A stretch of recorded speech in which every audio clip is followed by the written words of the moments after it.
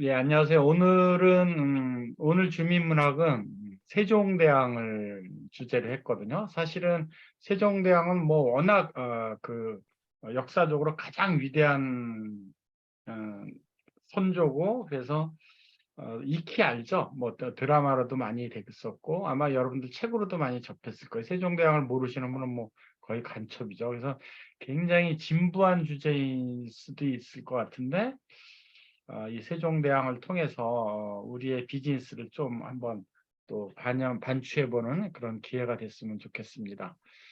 어, 이 세종대왕은 그 어, 4대 임금이거든요. 그러니까 조선 개국하고 4대 임금인데, 이성계가 조선을 개국하고 태종의 아들이에요. 태종의 셋째 아들인데, 이 세종이 셋째 아들인데 왕이 된 그 스토리가 있어요. 그러니까 태종의 첫째 아들은 양녕대군인데, 에, 뭐 음주가무를 좋아해요. 공부하는 거 싫어하고. 어, 그래서 이제 그 말이 많았어요. 그래서 그 공부 안 하고 이제 어, 여자들하고 막 놀고 뭐 술 먹으러 다니고, 어울리는 사람들은 뭐 지금 얘기하면 그냥 뭐 건달패들하고만 어울리고, 그러니까 이 태종이 꾸짖습니다. 여러 번 많이 꾸짖죠. 그래서 이제 여자 관계도 이제 꾸짖어요. 그랬더니 양녕대군이 아빠인 태종한테 뭐라고 얘기하냐면, 아빠는 궁중에 수백 명의 여자들이 있는데 나는 그 불과 몇 안 되는 여자들하고 놀았다고 나한테 그렇게 꾸짖느냐, 그렇게 얘기할 정도로. 네? 그래서 세자에서 쫓아냅니다. 근데 세자에서 쫓아내고 아빠인 태종이 밤새 울었다 그래요. 그러니까 얼마나 자기 아들을 세자에서 왕위 자리에서 빼버리면서 얼마나 힘들었겠어요, 그죠? 그래서 자기 큰 아들 양녕을 왕으로 세우고 싶었었던 게 이제 태종의 본 마음이었었는데, 아닌 거예요. 저희한테 맡겼다가 나라 꼬라지가 아닐 것 같으니까 폐위를 시키고 밤새 목 놓아서 울었다고 기록이 돼 있습니다. 이제 그만큼 아빠의 마음이, 자식들은 모르는 거죠. 근데 이제 셋째 아들 세종이 왕이 되는데, 이 효령대왕 둘째하고 셋째하고를 태종이, 세종을 점찍은 이유가 술을 먹고 안 먹고라 그래요. 효령대왕은 술을 전혀 못 먹는데요. 세종은 잘 먹는 편은 아닌데 그래도 한 잔 정도, 한두 잔 정도는. 그래서 왕이면은 외국의 사신들하고도 연애를 해야 되고 신하들하고도 연애를 해야 되는데 술을 먹을 줄 알아야 된다. 그래서 뭐 술을 좀 할 줄 알아서 셋째가 이제 낙점이 됐다고는 하는데, 뭐 그거는 이제 비화이기도 합니다. 근데 어찌됐든 이 세종은 그 기록에 의하면 조선을 통틀어서 최고의 임금이긴 하지만 개인적으로는 굉장히 불행한 일생을 살지 않았나 싶어요. 제가 보기에는. 기록을 현대 의학자들이 분석을 해보면 한 50여 가지 병을 알았었다 그래요. 그래서 어, 그 기록을 딱 보면 당장 입원을 해야 되는 상태, 그 상태가 세종의 몸이었었다 그래요. 뭐 당뇨병 앓고 있었지, 전립선 앓고 있었지, 고혈압, 백내장, 거의 한쪽은 실명에 가까운 백내장이었다 그래요. 그다음에 피부염증으로 평생 고생을 했고, 뭐 등창 같은 거로 한 50여 가지 병을 앓고 지내던 환자예요. 그다음에 이제 세종도 역시 또 첫째 아들 문종을 왕을 시키기 위해서 자기 아빠 태종이 양녕대군 장남을 왕으로 시키고 싶고 그 마음하고 똑같은 거죠. 근데 이 문종이 좀 병약해요. 그래서 며느리 문제 때문에 상당히 또 고민을 합니다. 그러니까 지금의 현대 시아버지로 보면 큰아들이 장가가서 이혼을 두 번이나 한 거예요. 뭐 여타 이유로. 그래서 세 번째 며느리를 맡고, 뭐 그러니까 이 가정사도 굉장히 복잡했던. 그다음에 이 아들 딸이 많은데 첫째 딸하고 뭐 일곱째 아들은 굉장히 어려서 자기 아빠인 세종보다도 먼저 죽어요. 그래서 그런 자식을 잃는 아픔도 겪은 분이고. 음. 근데 이 세종의 장점은 뭐냐면 인재등용의 기재예요. 그다음에 인재 활용에 굉장한 기재입니다. 본인도 뭐 굉장히 똑똑하고 공부를 열심히 했지만, 그러니까 책이 다를 정도로 공부했다 그래요, 세종은. 그 왕자 때부터. 그다음에 절대 음감에, 그 지금으로 치면 음감, 왜 피아노 딱 반주만 듣고도 악보 그대로 쓰는 그런 절대 음감 있잖아요. 그 절대 음감에 속할 정도의 천재라고 합니다. 이 그쪽 부분은. 근데 이제 가장 뛰어난 건 인재 활용, 인재 등용의 귀재인 거죠. 그래서 조선을 털어서 뭐 조선뿐만이 아니고 뭐 우리나라 역사상 가장 위대한 군주로 자리매김을 하고 있는 이유가 바로 인재 등용, 인재 활용에 있거든요. 그래서 세종이 거느렸던 그 신하들 어벤져스래요, 완전히. 장영실은 노비 출신이거든요. 근데 이 노비 출신을 발탁을 해서 귀족으로, 양반으로 발탁을 해서 이런 과학 발전에 많이 썼고, 그러니까 인재 활용에 굉장히 그 귀재라는 걸 알 수 있고, 그다음에 인재 활용의 백미는, 세종의 인재 활용의 백미는 황희정승이 있어요. 황희정승이 태종 때부터 신하로 있었는데, 태종의 큰아들 양녕대군을 세자로 폐위하기로 태종이 결정했을 때 결사 반대를 합니다. 그 다음에 셋째 아들 세종을 세자 책봉했을 때도 결사 반대를 해요. 그 세종 입장에서 보면 자기하고 절대 같이 함께할 수 없는 사람이죠. 근데 그럼에도 불구하고 세종이 황희라는 사람의 그 그릇을 알고, 황희라는 사람의 그 재주를 알아채고 등용을 합니다. 이거는 아무나 쉽게 못하는 겁니다. 그렇죠? 자기가 세자 되는 데서 세자에 대한 되는 거에 결사 반대를 했고, 자기가 왕이 되는 것에 결사 반대한 인물을 정승으로 기용한다는 것은 대단한 포부를 갖고 있는 대단한 인재 등용인 거죠. 그렇죠? 그만큼 인재를 잘 활용하고 인재에 귀중한 걸 아는 거예요. 그래서 우리 한민족 역사상 가장 위대한 문화를 만들었던 성군입니다. 그리고 인재의 중요성을 알아가지고 이 집현전, 그러니까 집현전의 학자들을 전국에서 내노라하는 천재들을 다 모아서 그들과 담론을 하고, 그들과 토의를 하고, 그들과 같이 공부를 하고, 이들로 국가 운영을 하는 것을 주축으로 삼은 거예요. 인재제일로. 그만큼 그 인재를 통해서 모든 정치, 모든 문화, 모든 기술 발전을 해서 가장 부유하게 나갔던 조선시대가 바로 이 세종시대입니다. 근데 이렇게 많은 인재를 통해서 정치와 문화와 기술, 과학 발전을 다 도모했음에도 불구하고 딱 하나, 극비의 프로젝트를 한 게 있어요. 자기 혼자만 수행한 프로젝트가 하나 있습니다. 그게 바로 훈민정음이에요. 그래서 훈민정음은 우리가 알기로는 뭐 집현전의 학자들하고 세종이 함께 했다, 세종 지시에 의해서 만들어진 글이다, 이렇게 이제 알고 있는데, 사실은 세종대왕 혼자서 만든 글입니다. 그게 이제 기록에 많이 나와 있어요. 뭐 조선왕조실록에 보면 임금께서 친히 만들었다, 이런 기록이 있고, 동국정원에 보면 임금이 몸소 만들었다, 이런 기록이 있고, 세종대왕께서 내 일을 백성들이 글을 몰라갖고 여러 가지 법적으로도 피해를 당하고 자기 앞가림을 잘 못하고 당하기만 하니까 그것을 불쌍하게 여겨서 내가 글을 만들었다라고 아예 훈민정음에 쓰고 있어요. 근데 지금 이제 조사에 의하면 뭐 여기도 이제 뭐 그 훈민정음이 만들었다라는 것을 아는 사람이 아마 드물 거예요. 그렇죠? 이게 조사를 했더니 뭐 세종과 집현전 학자들이 만들었다라고 응답한 사람이 55%. 세종은 그냥 만들라고 지시만 했고 만드는데 관여 안 했다라고 하는 24.4%. 세종이 몸소 만들었다라고 그 진실을 알고 있는 사람은 불과 17%뿐이 안 돼요. 그러니까 지금 현재도 거의 70%에 달하는 한국 국민이 그냥 세종은 그냥 한글 만들어라 이렇게 지시만 하고 집현전 학자들이 만들었을 거라고 생각하는데 사실은 세종 혼자서 만든 극비 프로젝트입니다, 이게. 그죠?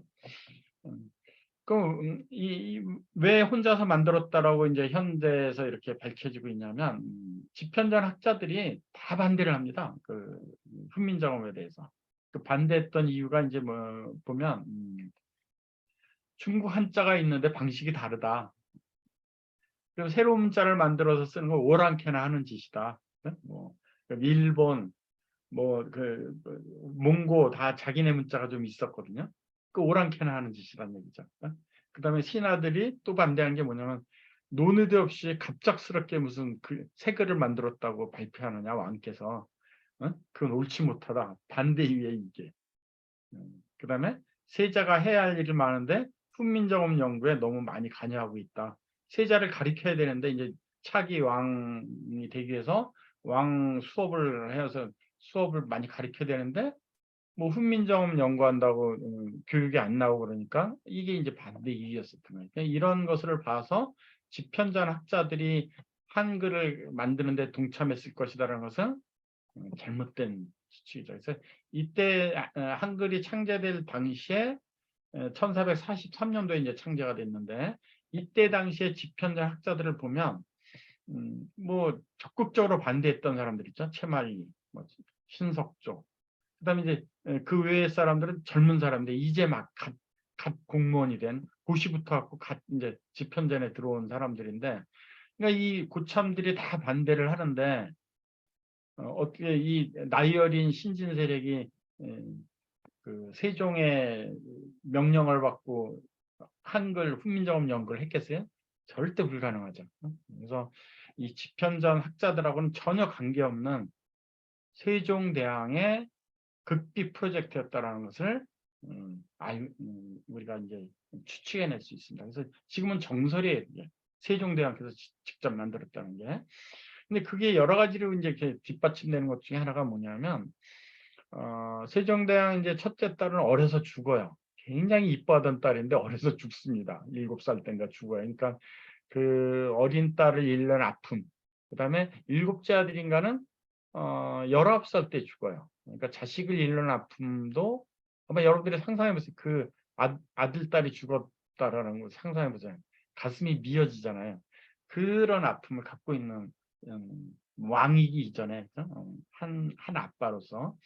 근데 이제 둘째 딸이 있는데 둘째 딸이 죽산한 씨의 이제 시집을 갑니다. 근데 죽산한 씨 족보에 보면 그러니까 세종대왕의 둘째 딸이 자기네 집안으로 이제 시집을 왔으니까 얼마나 자랑거리겠어요. 그렇죠? 그다음에 이 자랑거리인 이 세종대왕 둘째 딸이 그 시집 가서 뭐 아들이나 손자들한테 자기의 그 공주 시절 얘기를 많이 했을 거 아니에요.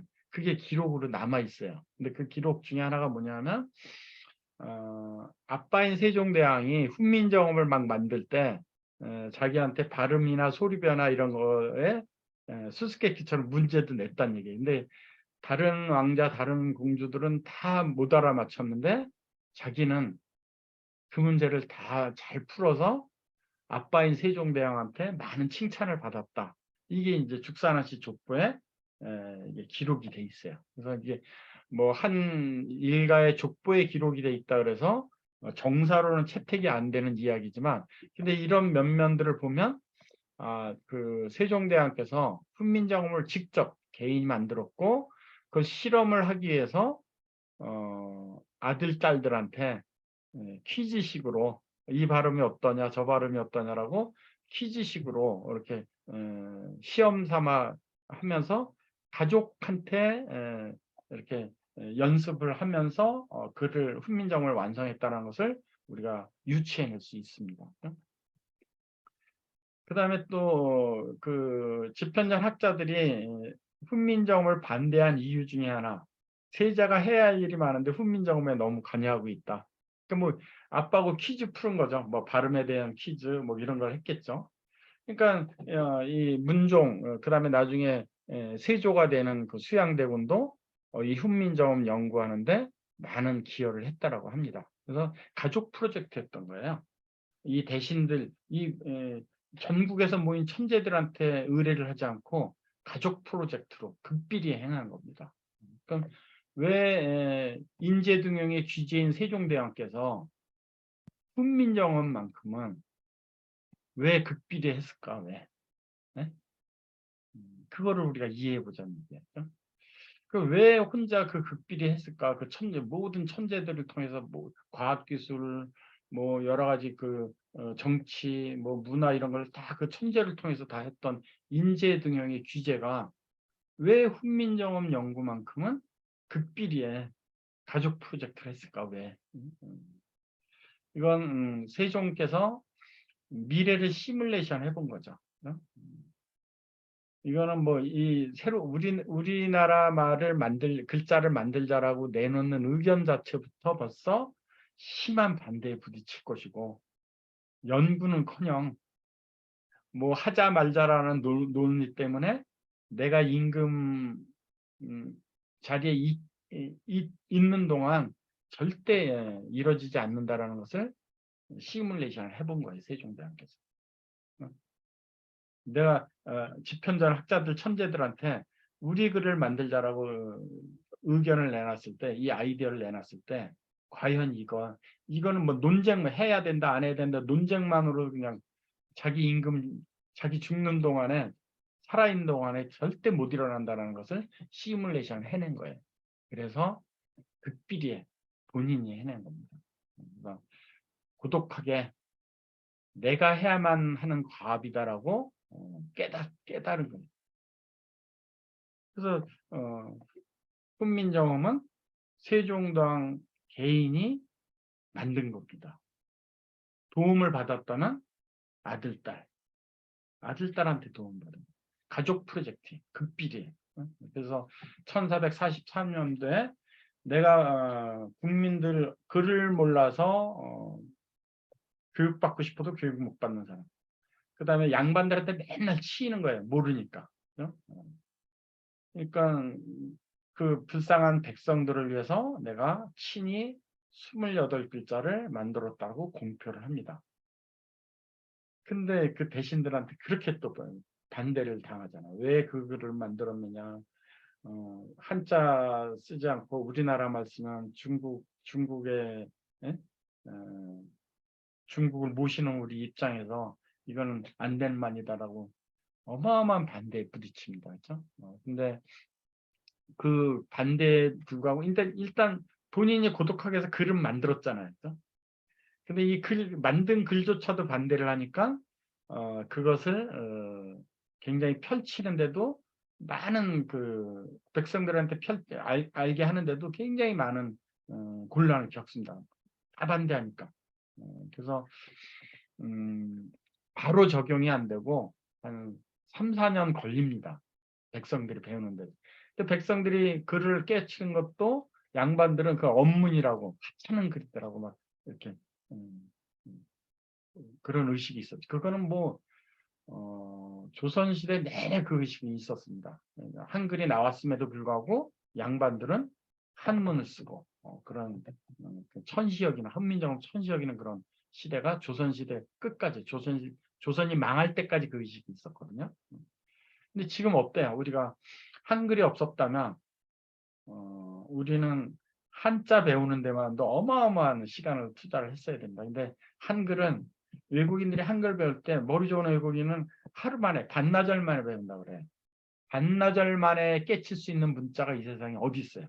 이게 다 세종대왕의 덕입니다. 그래서 이 세종대왕은 이 한글 때문에 유네스코에 킹 세종 상이 있어요. 그러니까 매년 9월 8일 날 문맹 퇴치 기념일인데 그때 세종대왕상을 문맹 퇴치에 기여한 단체나 문맹 퇴치에 기여한 사람한테 세종대왕상을 줍니다. 그러니까 이 훈민정음은 세종의 그 개인 프로젝트지만 극비리에 진행된 우리 민족으로서도 얼마나 큰 다행이고 전 세계적으로서도 이 문명을 퇴치하는데 상당히 기여한 그런 공로로 유네스코 상에도 지금 있는 거거든요. 근데 이제 이 개인 프로젝트로 일어난 훈민정음과 비즈니스, 뉴스킨 비즈니스를 하는 나하고 무슨 관계가 있느냐. 그렇죠?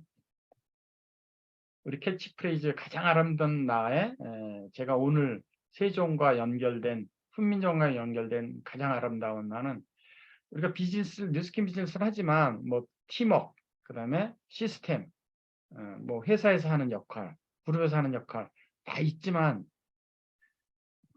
그 어느 누구도 못 해주는, 내가 해야만 되는 과업이 있어요. 그렇죠?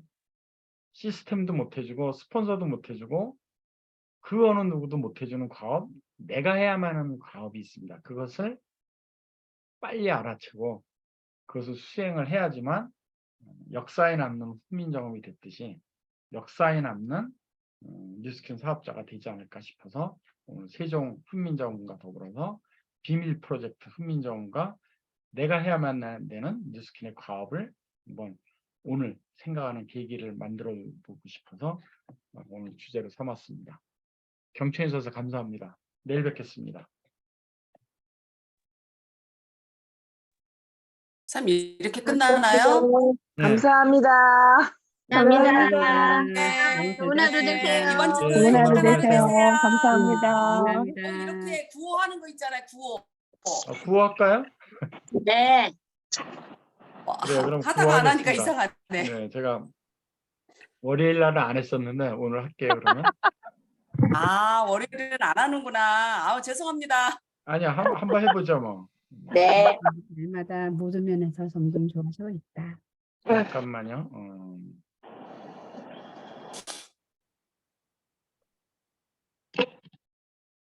공유되고 있죠? 자, 음소거 다 해제해 주시고요. 사장님 화면 공유 안 됐어요. 네. 됐어요. 성공 네. 학원. 나는 나는 날마다 점점 좋아지고 있다. 감사합니다. 보내세요. 감사합니다. 되세요. 하루 되세요.